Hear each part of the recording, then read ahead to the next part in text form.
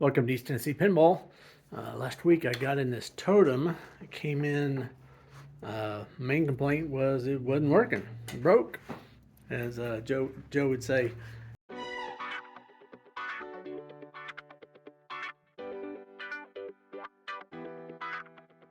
Anyway, I was digging around seeing if I had my voltages, this power supply. The guy that owns this had told me this thing had been worked through from what I believe about 10 years ago. Anyway, this is the voltage coming out. This should, it even says on there 5 volts. There was not 5 volts coming out of here, and this is the pot potentiometer that adjusts the 5 volt, and just a little minor tweak of that, and the 5 volts was, so it just had a dead spot on this potentiometer. So yeah, so this was rebuilt. It's got new caps, well, different caps. This one that was replaced, I don't know if you can see there, it's got a date of 8207, so 7th week of 1982. They've got 3 of them bundled up to make a 3000 microfarad capacitor, I believe. This one here, I looked to see what brand they were. They're unbranded, which generally means pretty crappy. A lot of times they're way out of spec if they're not branded, and they're generally unreliable. So I think these power supplies are pretty dang cheap, to the point of you can't hardly pay yourself to fix them, at least to go through the whole thing. And so I think I might just go ahead and call up Steve at the PBR and get a new power supply. But it will boot with this power supply, so I'm going to at least use it while I'm going through and fixing this game up. So that was the main complaint, and it was really just the potentiometer. But that power supply has issues. The other thing, let me boot it up here. This system 1 takes a little bit to boot. Turn my headlamp off.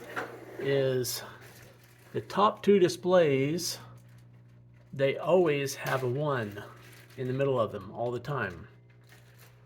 The rest of them, oh, and this display has kind of got a little bit of garbage on it.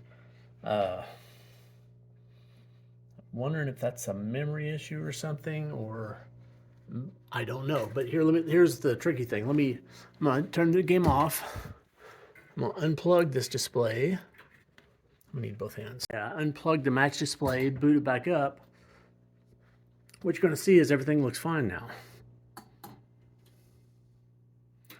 I posted a video just the other day talking about working on Bally displays and work on them one at a time. This is kind of nonsense you get when you get one funny display. It can mess up some of the other ones. So I ordered a kit to replace this one display, and so for that type of display I ordered, it's you can just replace the one. So that will be in a few days, and I'll put this together. When I'll put it in for this one, and see if that resolves the ones that are up here, and I think that will take care of that.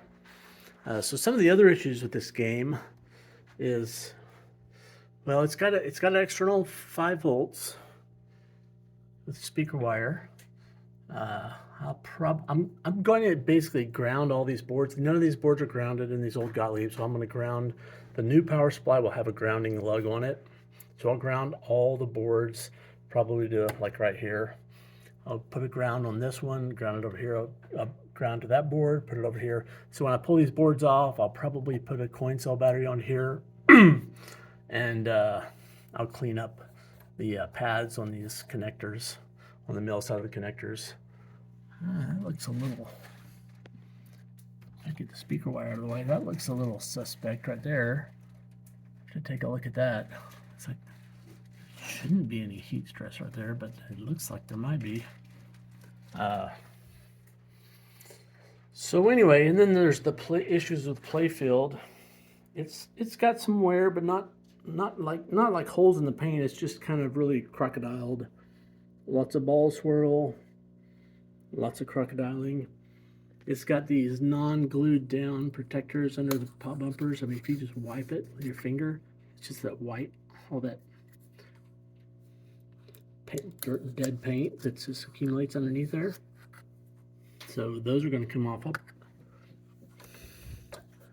probably rebuild those pop bumpers from the top and the bottom. Oh, and the drop targets, if you can see, I don't know if you can see down in there, there is actually a drop target in there. It's just broken off. Same with that one. So there's, I guess, 6 of them here, and that's one big bank. These Gottlieb drop targets are a real pain to replace. I usually go ahead and take the whole assembly off and take it to the bench, because if this is the one I think it is, it's got 2 springs for each target, and they're kind of a bear to replace, because when you get one spring on, the other one flies off, and you kind of need 3 hands to do it. So anyway, I'll strip this playfield down. The rubbers are just, it's pretty much petrified. Lots of slop. To rebuild all the mechanisms, but I'm going to start by pulling these boards, get everything grounded, and kind of get some reliability back in this system one. Before I start pulling boards, I thought I'd show you the bottom of this game. It's actually fairly clean down here. A little debris in the back. You can vacuum that out. I like their solution for a plumb bob. It's like a, I don't know, there's your missing 12mm socket you've always been looking for. Falls into the category, if it works, is it such a stupid idea? It does work, by the way. I tested it. Anyway, I'll probably put in a regular plumb bob. I don't know. But yeah, there's a soundboard. It's probably got some pretty old caps in there. I'll swap those out, get it sounding a little bit better. But I'm gonna start with grounding everything in the back box, and probably tie these into the ground. Tie those into the ground at the top also. Get everything on the same ground plane, because these old Gottliebs, that's just not the way they came. So I've got the NPU board over here on the bench. You can see where the old battery was, and it corroded that trace. So somebody's replaced that trace with this blue wire going across here. These 2 speaker wires, they come over here to a external 5 volts. So I'm going to swap this out and put it in a coin cell.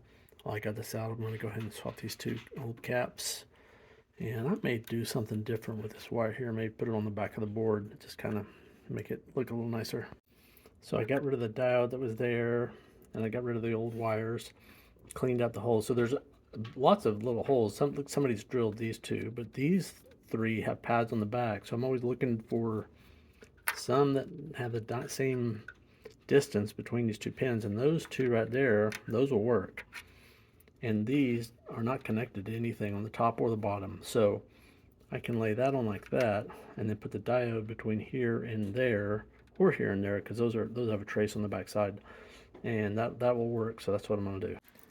Okay, so I got my battery holder here underneath the board. I've got a diode that goes from here to here, and the banded side should be towards the other terminal if I did it right. Check that real quick. Yeah, it is. So the electricity can go to the board but can't go back. And that jumper that was going from here to here, basically, it really only needed to go between my fingertips there.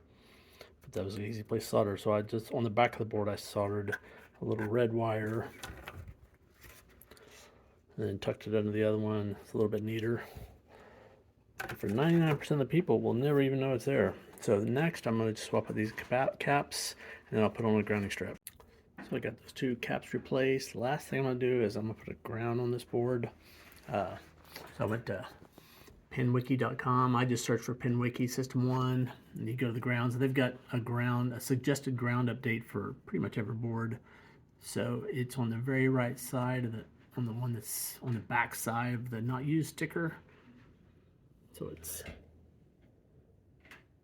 that one right there. So it's the back side right there, which is that one right there, number 1. So what's that go to on the front side of the board? Yeah, the front side of the board, it goes, yeah, I can see where it goes around. So we're gonna tap onto it right there, and we'll put a grounding strap with a little eyelet so we can connect it to a screw on the power supply. So I've got the lead on my connector, and so this board's done. I'm gonna put it back in. I'm gonna make sure it boots. After working on this board, I haven't done anything else to it. It should still work, and if it doesn't, I know it's something I've done on this board. The board's back in. Reach down and turn it on. See if it boots up. And it's not booting up. Wonderful. See if I got everything plugged in. Houston, we have found the problem. That's the 5 volts for the power supply. I'm gonna turn it off and try this again. I'll just keep it rolling here.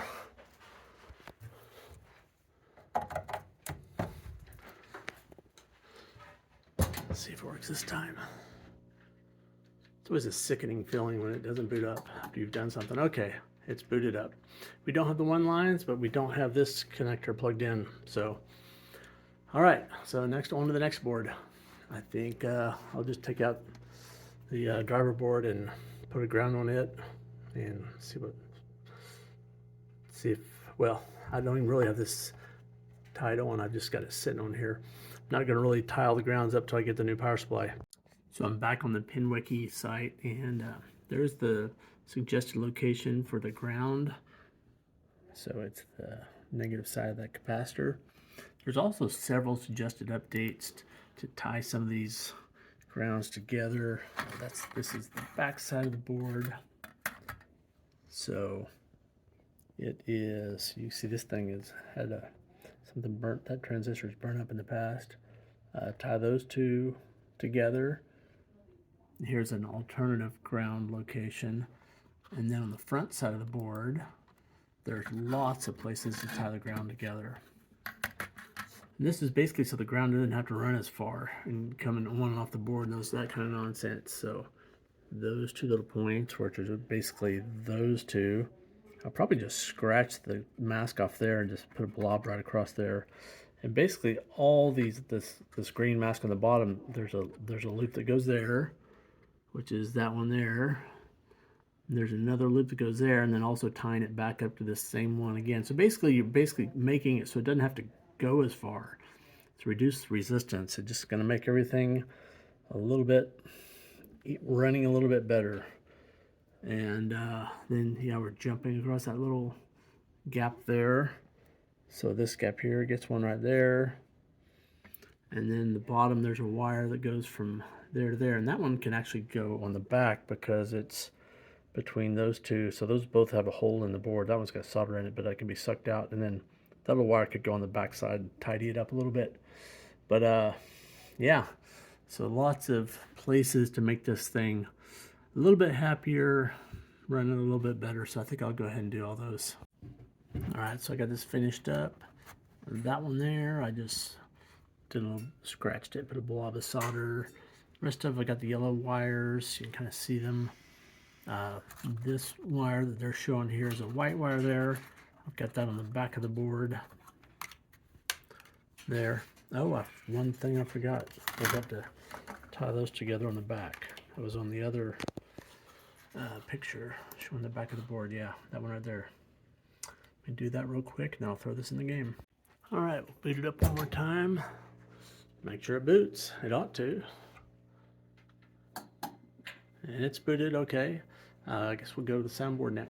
So I'm going to swap out all these electrolytic capacitors, and I'm going to put a ground line like the other ones on this plate right here, and then we'll put it back in the game.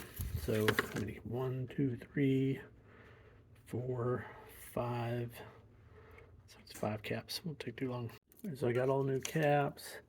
I got a ground soldered on there, so I'll throw this back in the game and see if we still got some sounds.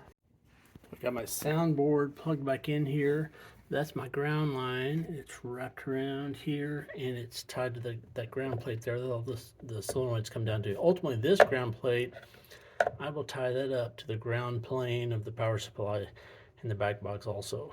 So that'll be, but first I'm gonna turn it on and see if I've done anything to mess up the power, soundboard. By the way, this soundboard, those caps are not labeled positive and negative on the board, so you got to keep track of it. So Yeah, if one explodes, I'll know I got it in backwards. That'll be real exciting for everybody. I'll go ahead and boot it up.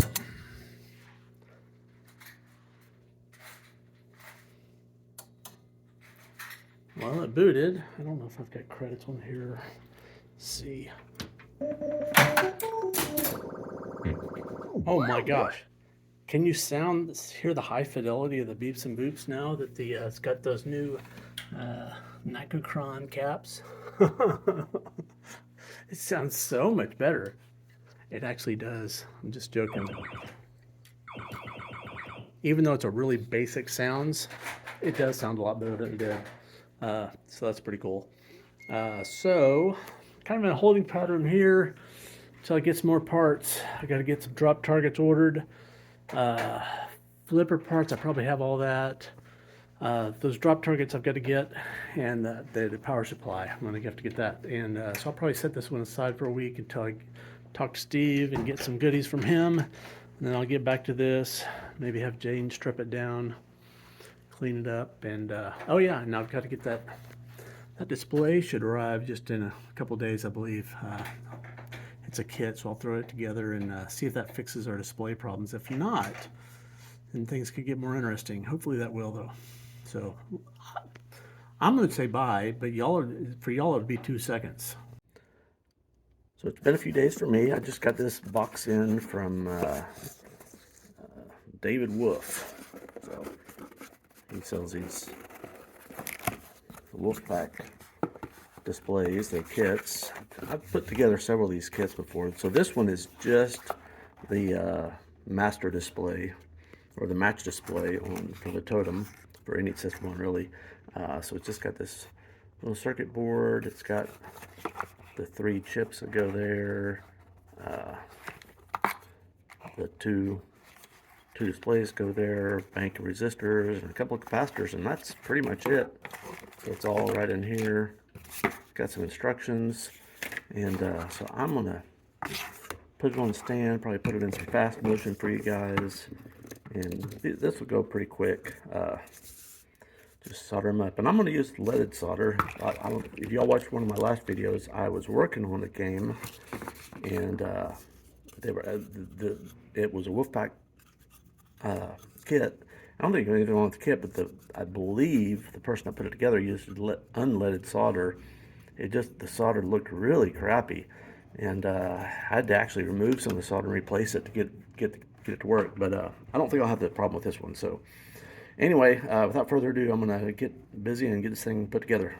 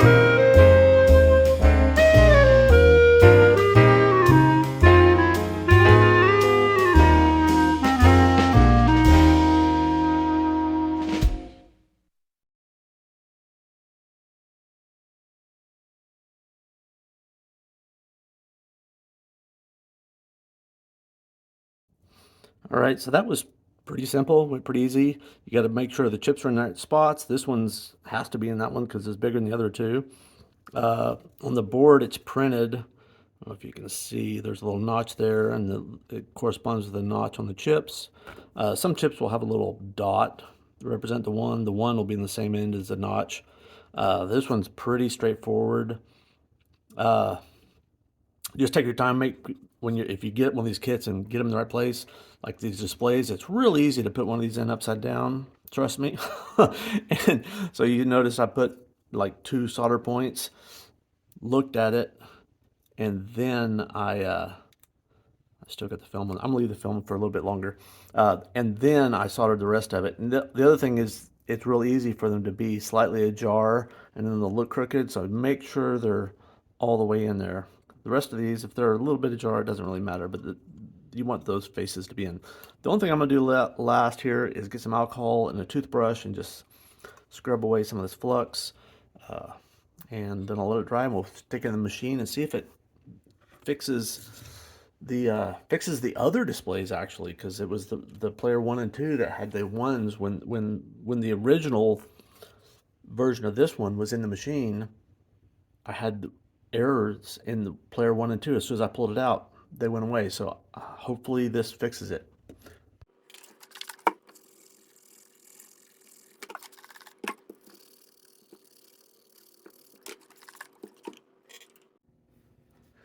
So I've got the new board plugged in there. I'm gonna turn it on.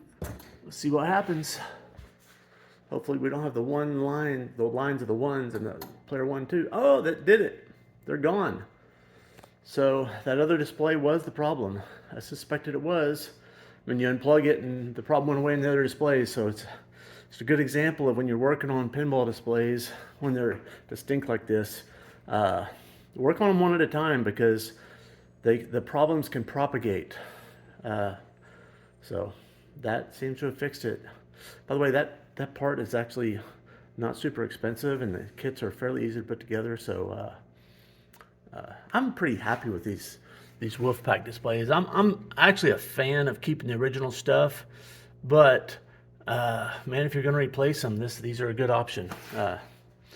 So next, I guess I'm still waiting a few more days to get the new power supply, and we'll keep moving on.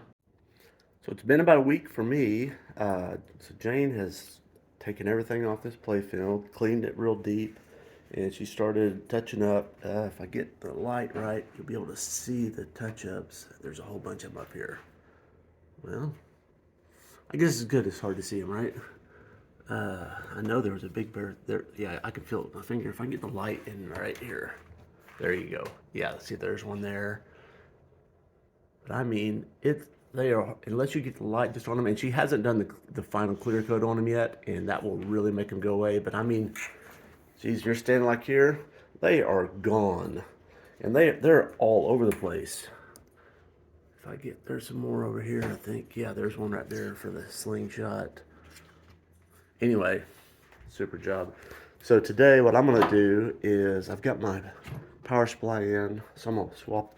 This one actually works, but it's sketchy at best. That's what brought the game in.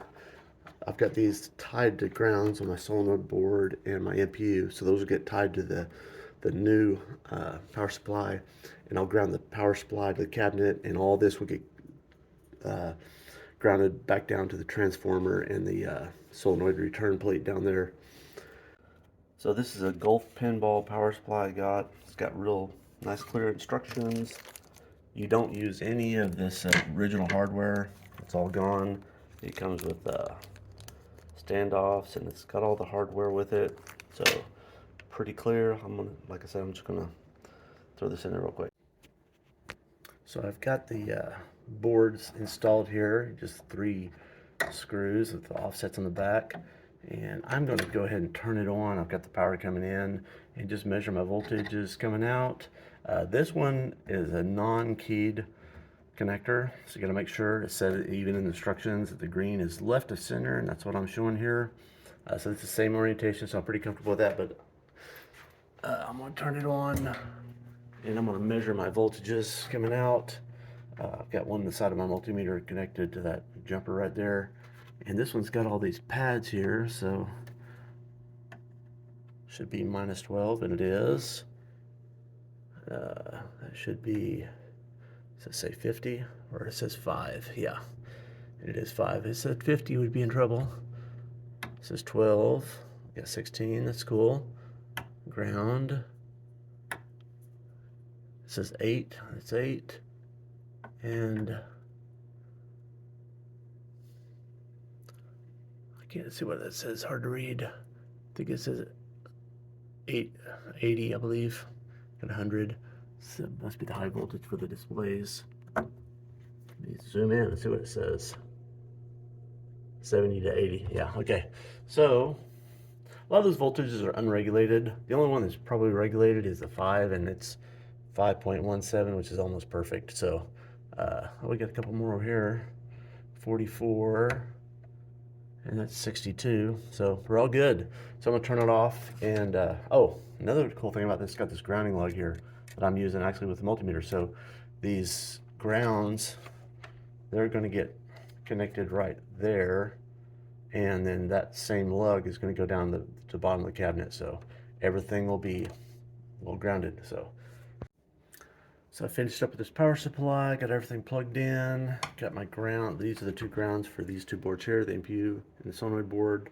This other one I've got running down into the cabinet, and that one's going to go down to the solenoid grounding plate. Let's get this opened up here.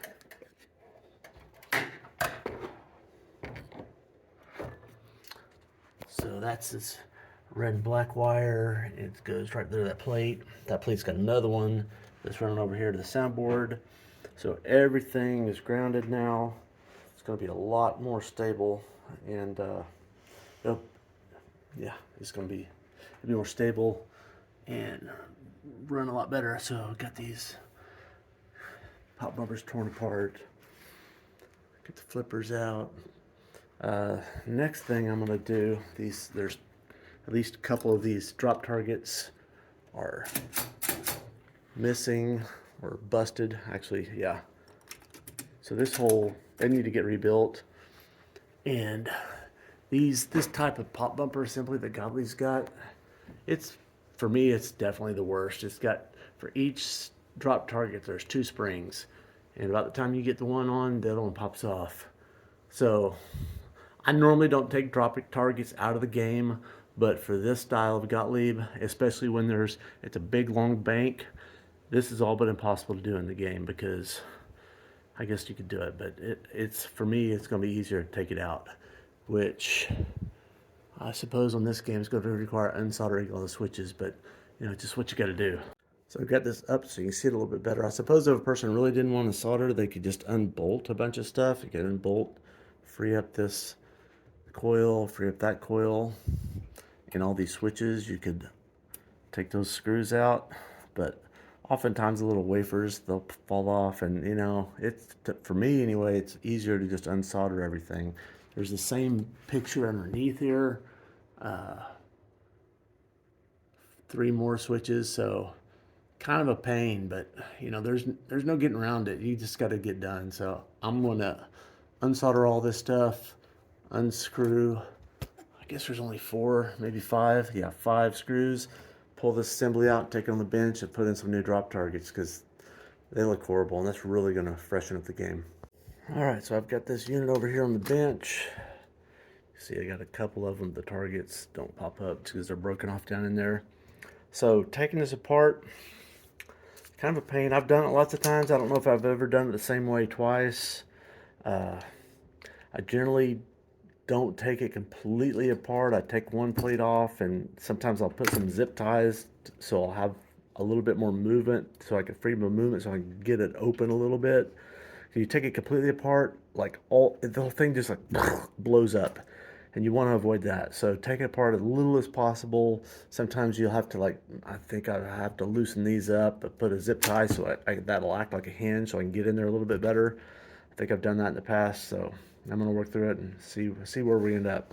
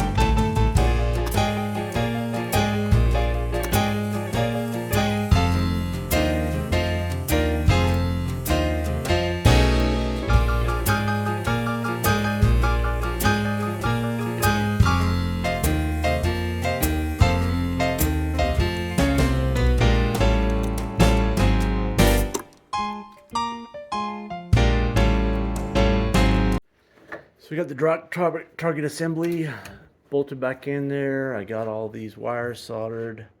It's always good to give them a little bit of a yank, make sure they're all tight. And on these ones with the coils, you got to make sure they're going the right way. But they've got these diodes on there. If you put them on there backwards, you're gonna fry transistors and the like. So everything's good. So I'm gonna lay this thing down, make sure these are hanging free and not touching anything, and then I'm gonna boot it up and make sure those drop targets are working right. So I'm gonna boot it up. Actually, this is the first time I've booted it up since I put in that power supply, so hopefully it boots. Okay. You dogs be quiet, I'm trying to film over here. All right. They came up, all right.